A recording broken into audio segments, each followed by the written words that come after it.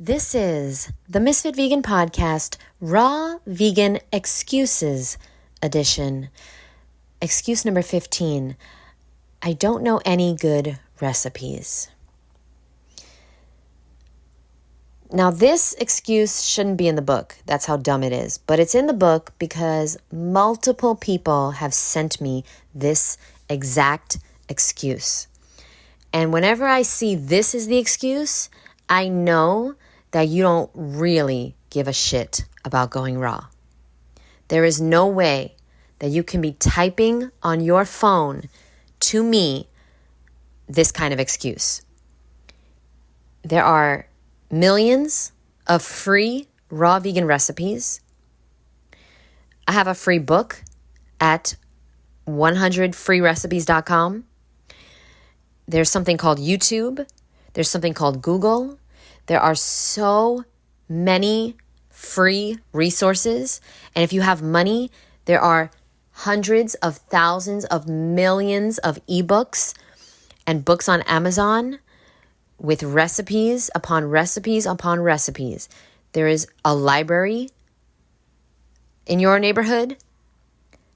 There is absolutely no excuse when it comes to recipes.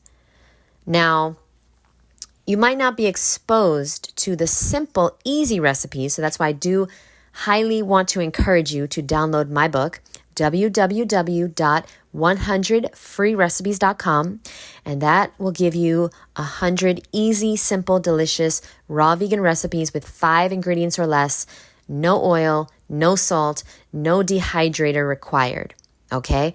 So I understand if you can't find any recipes that you can do, because personally, when I look at a lot of these raw vegan gurus online today, I can't do their recipes. There's way too many ingredients. There's all these types of things that I don't know what they are, psyllium husk and just weird ingredients that I just can't find in the produce section.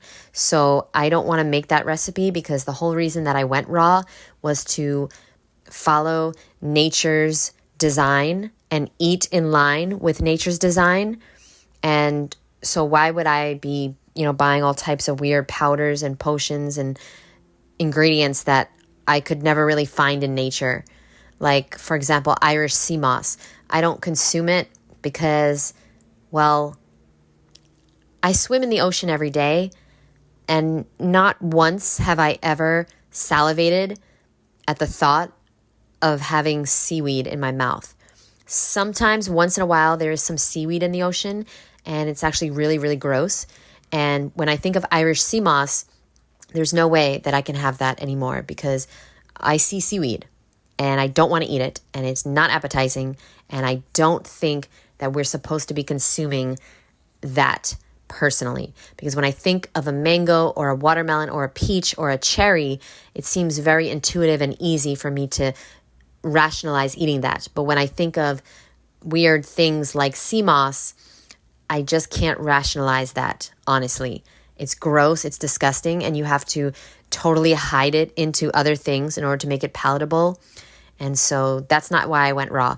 I went raw to live the most natural life in an extremely unnatural world. So that's why I went raw. And that's what I do with the raw food diet. I eat as close to nature as possible. And I recommend you do that as well. And I recommend you find some simple, easy recipes. But please do not ever in your life make an excuse that you don't know any good recipes, because you just look so incredibly dumb when you say that one. Thank you very much for listening. I'll see you in the next episode. Bye, boo.